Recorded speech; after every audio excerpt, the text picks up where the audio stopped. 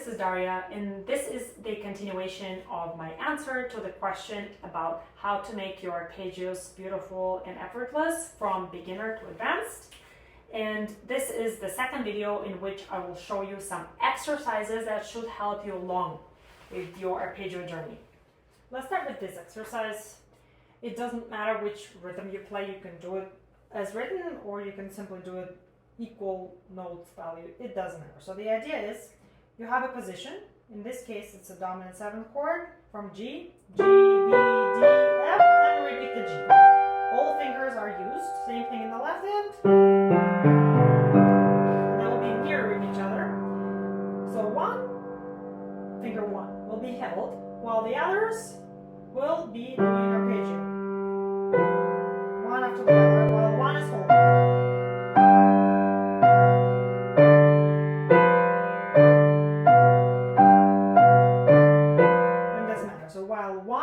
Holding strong, you are passing that weight from one finger to the next. The important thing is to not hold it here, because the idea with arpeggio is to pass that weight from one key across another key or two keys to the next finger, and then relieve the previous finger from that weight, right? So, and for the purposes of this exercise, I recommend giving weight equally. You do not need to right now do any nuance, just learn to pass the weight smoothly, and each finger has the same capacity to receive the weight as the previous one. You can increase the tempo or change the note values as you see fit. And then after that thumb is held, now it's the next finger's turn, so now there will be 2 that's holding, and there's a little bit of a typo here. I corrected that the B has to be the G. So now we're going to have to go across. It's a little bit more difficult. So now 2 is holding. And then we'll start with 3. Now across the 2 we have to go to 1. Right?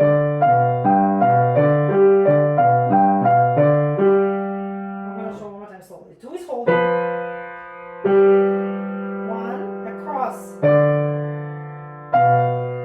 And 2 is still holding, right? 2 is combinations of 2 and another finger.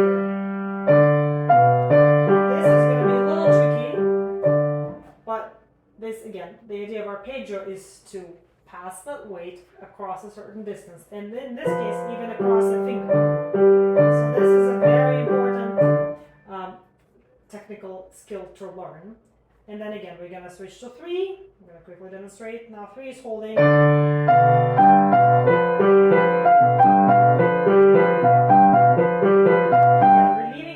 The previous finger from the weight. Only one finger at a time.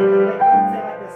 Don't have to stay stretched. Just move, stretch slightly, move, and then relieve the finger. If this is too much stretch for you, if you have a smaller hand or if you don't have enough stretch to do it comfortably, don't injure your hand, please. Go ahead and move to the different, there is the configuration of the diminished chord. It's a slightly smaller distances, so you can use this. It's a G, B flat, D flat, E, and G. So it's slightly smaller distances, so you can do the same thing. Now the 2 will be holding, right?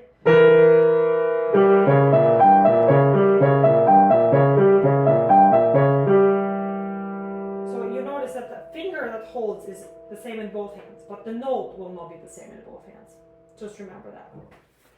This next exercise is aimed for the equality between the finger strokes, so the evenness of the line between different fingers, and we are dealing with the thumb transitions. And it says keep the wrist level and use side motion. So wrist level meaning we're not going to do this, right? It's exactly what we want to avoid. So it's at this position here. Now instead of 5, we're going to use 1 to transfer to 1. So.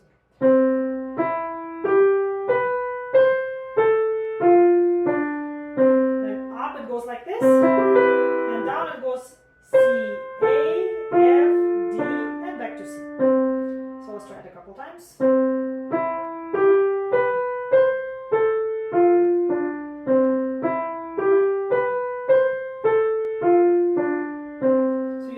my wrist was calm. So you notice how I use the side motion, right? And I'm making sure that my thumb is in high position like we talked about before in the other video about arpeggios, right? If I show you the left hand.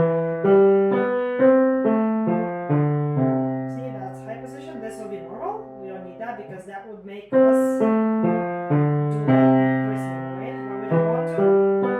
We don't want up and down wrist, we want sideways. And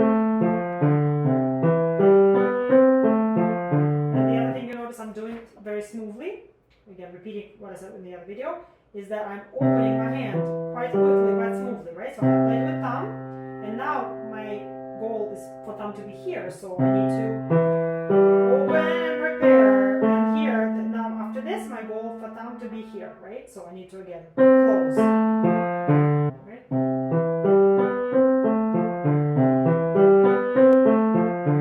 You notice how calm it is here. Maybe it slightly rises, right? But I don't do it. And you can try that from the other keys as well, from D. Oh, sorry.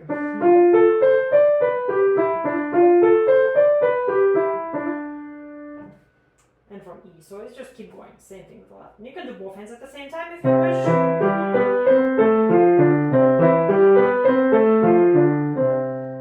There's another exercise. This one also uses a side motion and says elbow relaxed, which should be the case anyways when you play. Here I'm going to modify this exercise slightly. What it gives is hold the G and then do this. But I'm not going to hold the G because it's painful. And if you don't have too much experience with this, again, I don't want you to injure yourself, and you can try it. But if you do, be very careful. It's not really necessary in this case. Let's try to go without holding the G. Just keep going through the notes, G, B. Now the idea here is to go 1, 4, and then 5, 4, and again 1, 4, 5, 4, 1.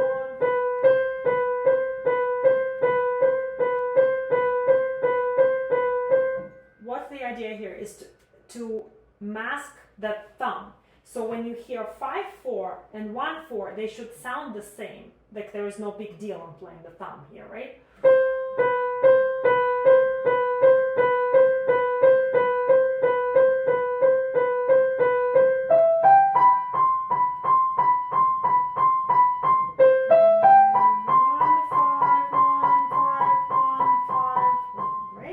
And then when you go back, the left hand just does this. 1, 2. But when you go down, there's the left hand's turn to do it now. So you have, well, you don't have to go in this every step, but let's say you go here.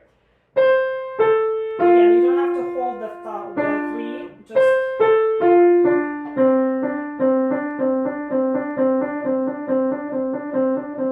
So the idea is to be really fluid in this. So it wouldn't matter what finger you're going to use. Right? So one more time.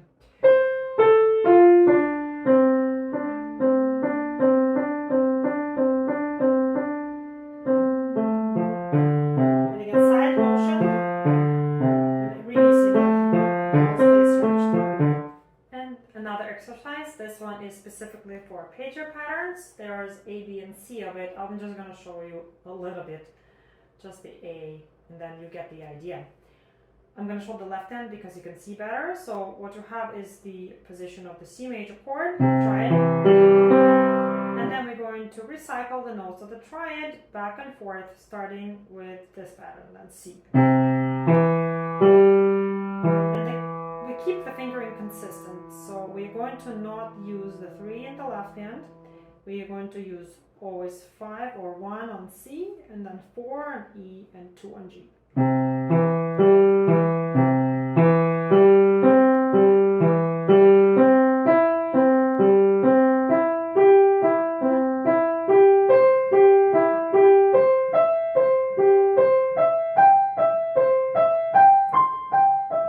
And so, I hope that makes sense.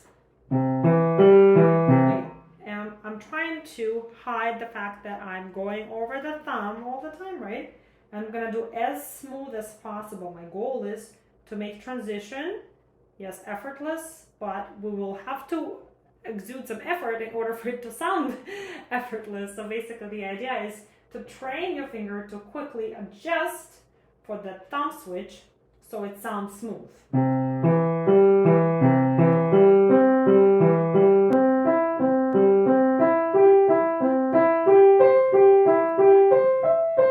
And what I recommend in the beginning is to try to hide the thumb, so purposefully make it lighter and quieter instead of just letting it play as it would with more force.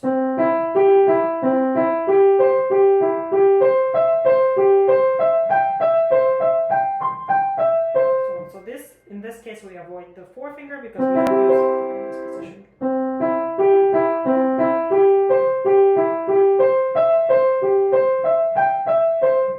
And in this exercise, I would make the top note the pivot, regardless of that foothold that we talked about, regardless of which finger falls on it. So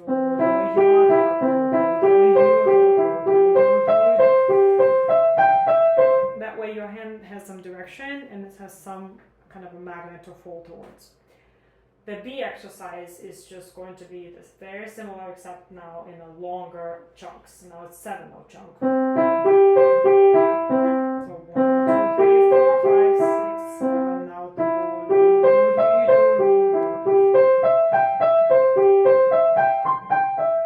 couple more exercises. This one is from the Dochnani book. This is about the positional play. So arpeggio, again, is rolled chord, right? But to really get the position down, it's nice to practice as a chord or some combinations of part of a chord. For example, in this case, we're practicing the diminished, and again, as I said before, diminished is really a big part of piano literature, so I would recommend drilling it really well. So the diminished. It's a C, E flat, no, G flat, say A and C. It's a D sharp, doesn't matter. Right, so this is our position. Now, within that position, we want flexibility. So what we're going to do is we're going to hold the top 3 notes together, and then the bottom 2 notes will take turns.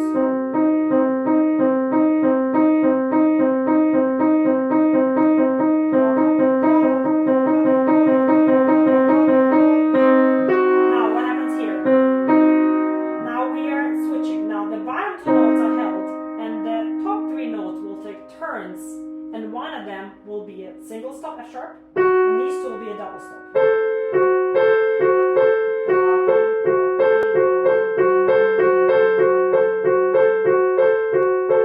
And then we're going back to this. Now, we are switching. Again, I'm not doing the right rhythm. It doesn't matter what the rhythm is. You can play it as many times as you like. The idea is to learn the movement. Here, we are holding the bottom 2 notes. The top 3 notes are now split differently. Now, this is a double stop, and this is a single note. And now we have this again, just to give it a break. And then, guess what? The third combination of the top 3 notes. Now, this one is alone, and these are together.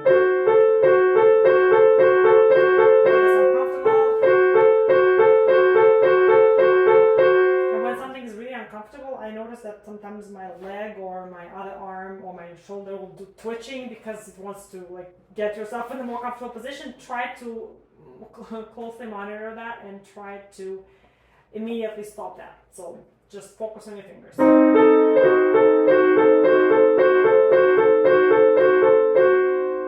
then we switch now the chord. We have this, and then we're going to go to the next one. And then there's different combinations. Just again, I'm not going to play for the whole thing, it's just too long, but now we're going to hold these 3 notes, and then these will be played. And then we're going to hold these 2 and play these. Basically what it teaches your different finger combinations independence. And then there's a similar exercise, number 11. Briefly, we're going to show you just a couple of them. Now hold 1.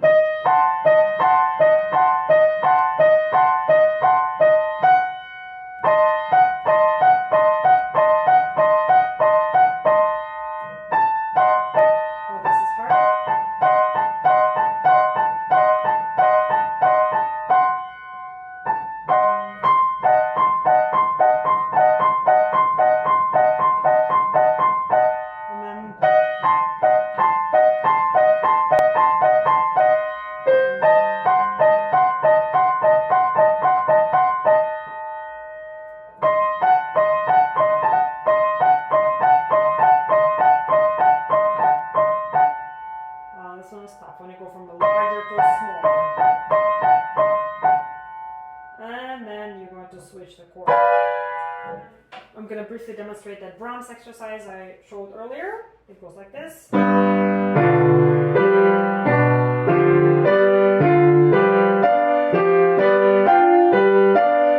the idea here is, again, you have one position, and in this case it's a dominant 7th chord starting on G. And the right hand starts on B. And the pattern goes, first note is single, then the nearest two notes, the next two notes of the chord are double stop, changing to the next double stop, until you get the full chord. So single, double, double. Then you start the same chord from the next note of the chord, from the B. So the first on G, now we're on B. Here, sorry, and the right hand on D because we're on B, so.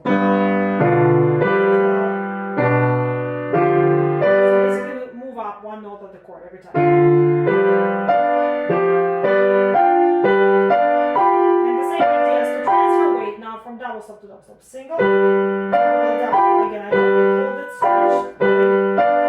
stretch, shifting weight smoothly, as smooth as possible. And now I'm going to just briefly demonstrate a little bit of a close-up on what I was doing for the arpeggios on the same note. So we're going to try to play all the triads and their inversions, then dominant 7th chord and its inversions, and the diminished chord from the same key.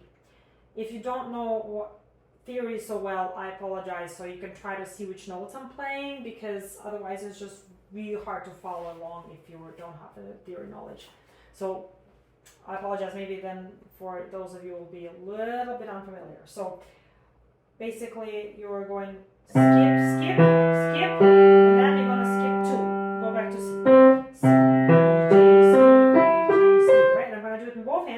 I'm going to spend 4 octaves. And while I'm doing that, I'm going to also think on not emphasizing thumb every time. I'm not going to have thumb as a pivot point. I'm going to find a different way, like when we talk about the foothold on a different note, right? So instead of doing this, I'm going to do this.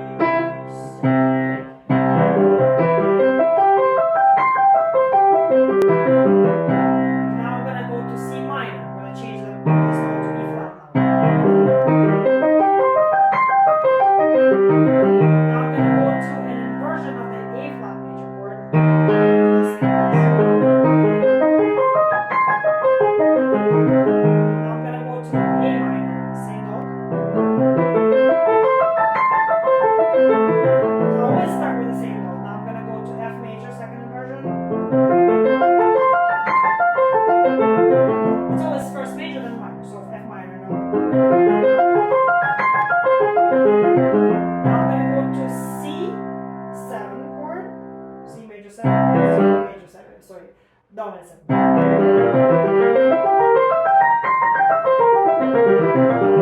And for those of you will have to look up the fingering chart. So now after this, we're going to get the second inversion, which is the 6-5. So we're going to do.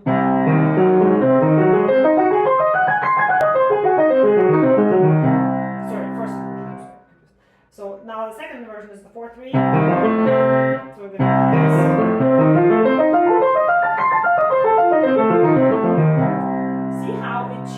Combination of the distances between the keys between each finger every time. So that's why it's very good exercise of flexibility and agility. And the last one is the, sorry, not the last one, the second.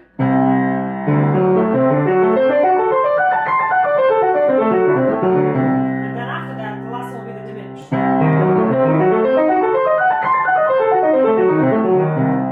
Of course, you can always play that. Also the opposite direction. So this exercise will train your flexibility and quick position changes. And you can play that from every note. If you do that, you will be equipped for a lot more different kinds of arpeggios. And of course, you can also train short arpeggios by simply moving along a triad or an inversion of a triad or a 7th chord of some sort. Usually that's what they are. Look up the fingering chart for that as well, because without the correct fingering, you might be experiencing a lot of discomfort. And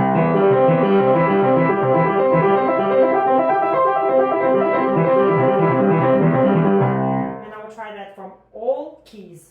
So black keys as well, because every time you change the position, you will have to adjust your hand to it, right? Because this feels very different.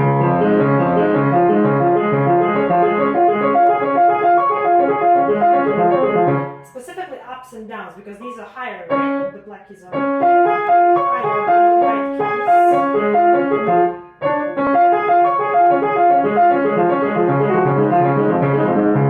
So I need to train that. I didn't do it perfectly, well, I haven't played it for a while. So again, for each of them, I would try a short arpeggio as well. If you have a 7th chord, you're going to recycle the 4 notes.